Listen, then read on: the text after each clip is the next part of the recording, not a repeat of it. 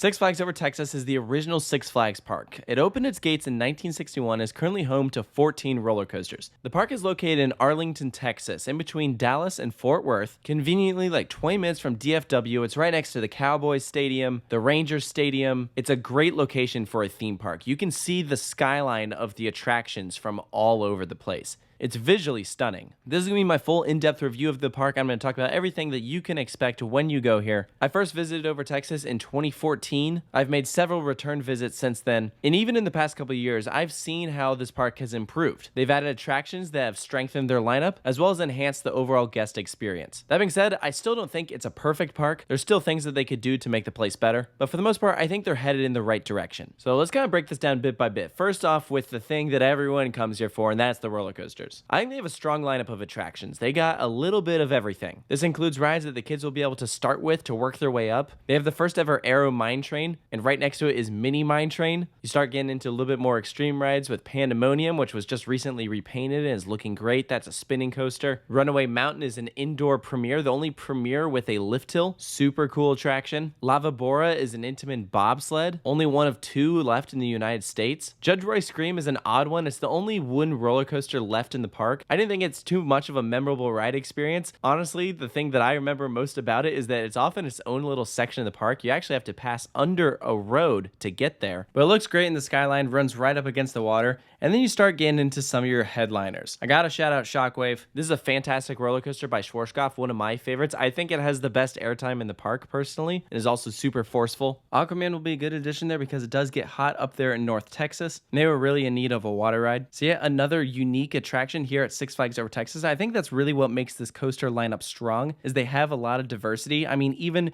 their tallest and fastest attraction, Titan, is a hypercoaster by Giovanola, one of only 2 in the world. And it's very intense. And that's something you actually see with many of the coasters here. A lot of them focus on positive G-forces, including Shockwave that I just mentioned with its double loops. Oh, that one does have a lot of airtime. The main attraction here in the park with airtime is New Texas Giant. And this was about the most unique thing there when it first came out. Texas Giant was this old, massive wooden roller coaster that they completely redid. Rocky Mountain Construction breathed new life into it, which was something that we'd never seen before. If you want to learn more about that project, we actually did a whole film about Rocky Mountain Construction called This Is How We Roll, and we really dive deep into the New Texas Giant project and how that was able to come about. So if that sounds like something you're interested in, the link to view it is over on Vimeo in the description below. Switching over to the flat rides though, they're pretty set there as well. They got Texas Sky Screamer, which is one of the tallest star flyers out there, a Zamperla Giant Discovery, SNS Combo Tower. That one's not that great in my opinion, but at least that looks cool. They also got the first ever Justice League. That was a makeover, a retrofit of an old building. Unfortunately, that seemed to be running better back when it first opened. In some of my most recent visits, a lot of the effects haven't been working like they should. So hopefully they're able to do something about that in the near future. I can also appreciate some of the odd attractions that make Six Flags Over Texas unique. Things that really remind you that you're in the great state of Texas, like the fact that they literally have a ride themed to guns.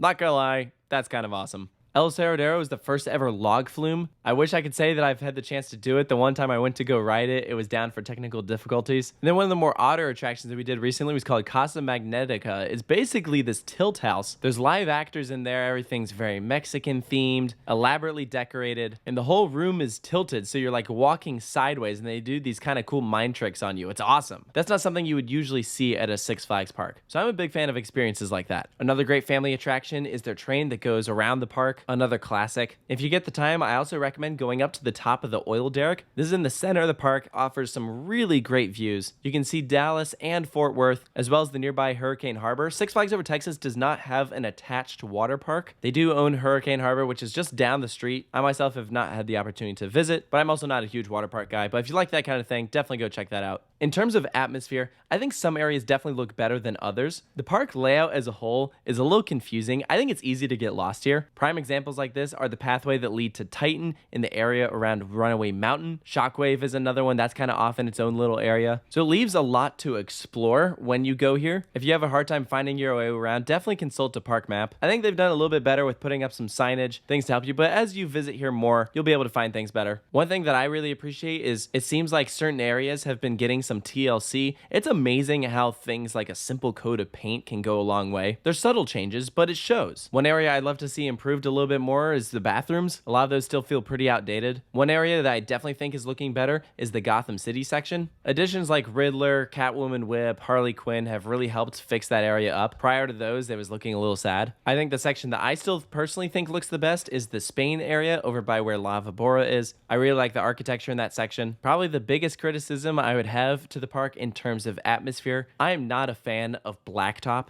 I just think it is so ugly. And not saying that the entire park has this. I mean, even if you look in the front entrance, they got these nice pavers, everything looks good. But you start getting to some of the back sections, I just don't like it, and it makes everything hotter. I think that'd be something I would love to see fixed in the future. I just know it's expensive, which is probably why it hasn't been done yet. Last thing I'll really mention is the food. I definitely think that this is an area that Over Texas could improve for the future. And that's not really a park-specific thing. I think a lot of Six Flags parks, or just amusement parks in general, could benefit from improved food offerings. I do think they have some decent locations though. JB's Barbecue is probably my favorite place to eat here. That's located next to Runaway Mountain. They also have a fun street taco area where one of their tacos is literally called the best taco ever. While I don't know if I agree with that, it was pretty good, but I was definitely glad I tried it. Another place I'll shout out is over by Riddler Revenge. I had a chicken tender sandwich where you pick your spice level and it comes on toast, and it reminded me of something that you would get from Whataburger. It was really good. And while of course they do have some other offerings, a lot of what else you'll be able to find here are your classics like burgers, pizza, hot dogs, fries. You get the point.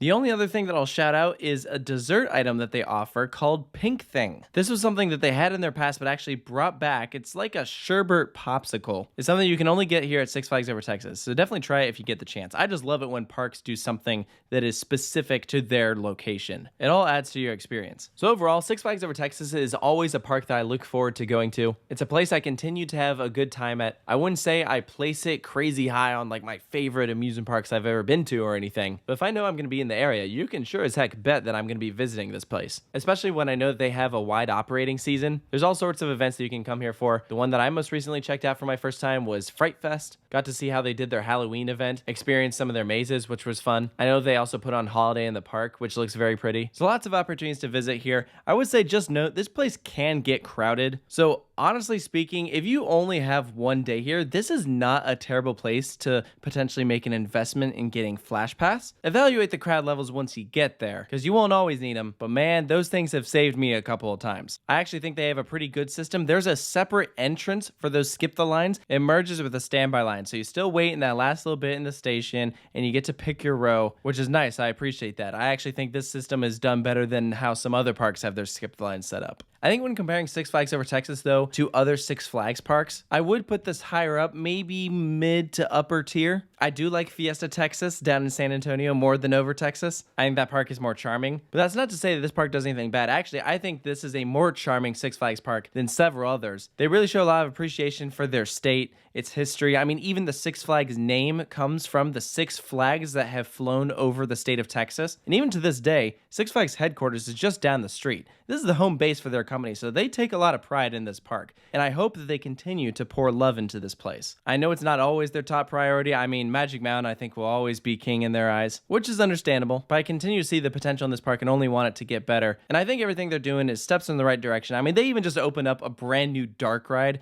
It was their first ride in like 3 years. Their old one flooded, and so they brought it back to life. It's called Pirates of Spelunker Cave. It's not based off of an intellectual property. It's the park's own creation, and it's awesome. I would love to see more stuff like that in the future. Personally, I think IPs are overrated. I love these fun, unique themes that these parks come up with, and I'd love to see more of that in the future, not just at Over Texas. I think all the Six Flags parks could use more of that. So if you're planning a visit to Six Flags Over Texas, I hope that this review helped you. Let me know down in the comments below if you have been here, if you agree with the points that I've brought up, if you think I missed anything, be sure to post it down below. And of course, stay tuned for more reviews here at Coaster Studios, and we'll see you next time.